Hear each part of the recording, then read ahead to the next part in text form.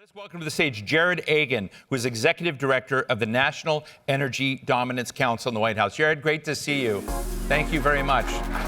You do have like this very cool title. It's a great title. It's a great title. So how do you live up to that title? Well, we got to bring the energy in all forms. But I mean, I think, hey, this is a great way to start off this summit. American growth. I mean, you're kicking it off with one of the states that really is going to drive the growth. I mean, they got natural gas, they got nuclear, they got AI. I mean, so Dave McCormick is a perfect example of what we need to do. And then, like, after me, you got GE Vernova, which, again, super integral to everything. Transformers, nuclear. I mean, so, like, there's a lot going on in the energy space. And we're going to touch on just a brief part of it in our time here. But, like, critical minerals. You have kind of like an impossible job, because I hear every projection is we need incredible amounts of energy to achieve our objectives, and where we are losing vis-a-vis some of our international competitors is on cost. That when you kind of look at the cost of our energy being brought online versus what China can do or subsidize. So how are we going to square that in a way that we're bringing lots more energy on, but in a way that works from a cost perspective? Well, where the cost is actually very good is U.S. natural gas, U.S. LNG, where that is the hottest commodity in the world right now. I just came back from a trip. We did the Middle East. We went to Europe. Every energy minister in Central and Eastern Europe, they're all under a mandate to get off of Russian gas, and they got to do it by the end of 2027. U.S. LNG is the way to do it. It's the cost of natural gas here in the United States is very low.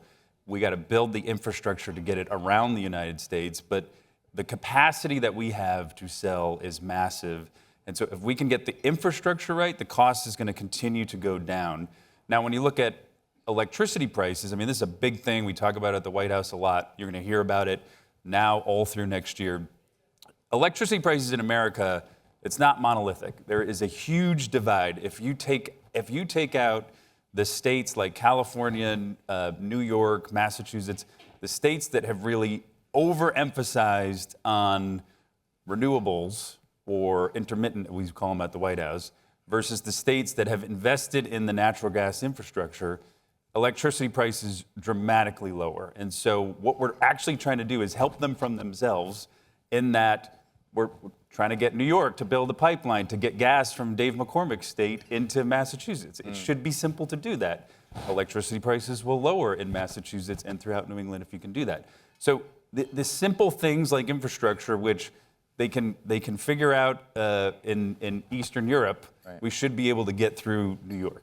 Let me ask you, when you look at who the members are of the Energy Dominance Council, you've got an incredible array of cabinet secretaries. You don't just have Chris Wright from the Department of Energy. You've got, folks, Secretary Burgum from Interior, others. And what I find really interesting is you're involved with almost every dimension of sort of this new topography, as I call it, of the U.S. economy, right, and looking at sort of critical materials, a very, very big part of your portfolio. How are we doing? And again, to come back to what I asked Dave McCormick, what would be, the right dashboard to look at to know when you're succeeding, not just on energy, gas, fossil fuels, but when are we winning on critical materials? How are we connecting that to the users of that? If you talk to an AI CEO, you ask them their biggest up-at-night issue, they say copper. Right. And so, there's a connectivity in all these things. Yeah, it's amazing to think of even the names of minerals that the common person doesn't hear, and we're behind on it. And so name some of them. I mean, gallium, just things like that you wouldn't normally hear at the White House is being talked about. So literally, we have a periodic table. And the periodic table lists where we are up, where we are down, where China is beating us, and where we need to really ramp up the effort. Now, we've built a lot of a kind of a different model at the White House, as you've probably seen, where we're taking Trump's approach. We're literally buying equity, getting equity in companies to give the backing of the U.S., because that's the only way we're going to catch up with China on these things. And so China will go into places in Africa and just outbid us, completely blow through any kind of environmental regulation, any kind of employment regulations, and just eat up these mines. And so now, if we have equity in some of these companies and partnerships, we can go in. They know that the U.S. government's backing us. No one wants to mess with President Trump. And so we can actually get the materials. Now, where we also have to do is processing. We don't do enough processing here in the United States. And so again, that's where we're taking a completely new approach of partnering with companies to build new processing here in the United States. And so as we look at that periodic table, we're starting to see, okay, where are we green now instead of we were red before? Jarrod, how do we make all this go faster? Well, that's a question I ask every single day. The president asks that every single day. I mean, I think the amount of funds that Congress has helped give us on critical minerals has been a huge step in the right direction. I think the ability to partner with the private sector, as you know, government doesn't want to move fast. It doesn't move fast. But working with the private sector, being the partners we have now in the private sector, they want to move fast. President Trump wants to move fast. The whole point of creating this Energy Council was that we can cut through the bureaucracy. It drives him and the rest of us crazy when he makes a decision and then it's stuck in a department some level and it's not getting done. And so we're able to stay on top of that, call the departments, call the secretaries, make sure permitting is getting done. We've actually had a lot of luck, not luck, I mean, it took a lot of hard work, but to cutting through the bureaucracy and permitting. We're able to do emergency permitting, so processes that took 2 years are now down to a couple weeks and are standing up in court. Now, what we need to work with Dave McCormick and others in Congress are, how do we codify that? Permitting reform is going to be #1 issue from our perspective of getting through Congress. And so it's not even so much getting them. I talked to Democrats and Republicans, and a lot of them are on board with that. I mean, so why isn't it moving now?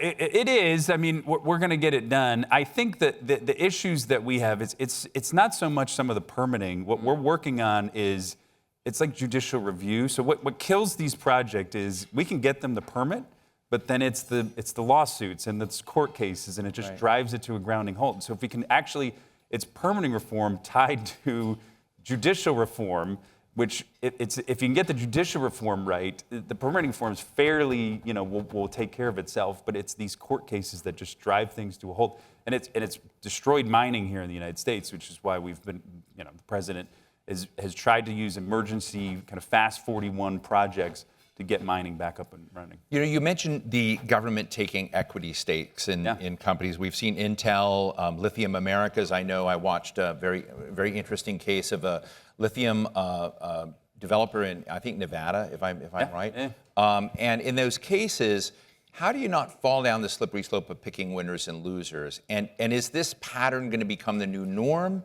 or are they exceptions? I think they're the norm from our perspective. I mean, there's a broad scope of different companies who are coming to us if they're making the right case. I mean, this is where you mentioned the broad scope who is on the Energy Council. Secretary Lutnick has been a master at this and working with even other governments. I mean, Japan is coming to us with massive amount of billions that they want to invest in America. And they're relying on us and our experts to help look at vet the proper projects, what are the most needed. And so I think what Secretary Lutnick and Secretary Besson are looking at is, what are the emergency, most critical projects that need to get done, and who are the leading partners who can help us get it done? One of the other areas you're big to, we've had NVIDIA here today, but I've listened to Alex Karp of Palantir, and they kind of talk about the strengths that America has right now in the AI race. When you listen to them, though, and you kind of get beneath the surface, there's a fragility there. There's a lot of fragility in America's leadership, and they worry that we're not as far ahead as many people think, and that China's 6 months behind us. Is this a constant obsession of the administration, basically all the component pieces in the ecosystem of AI? And what do you think we're weak still?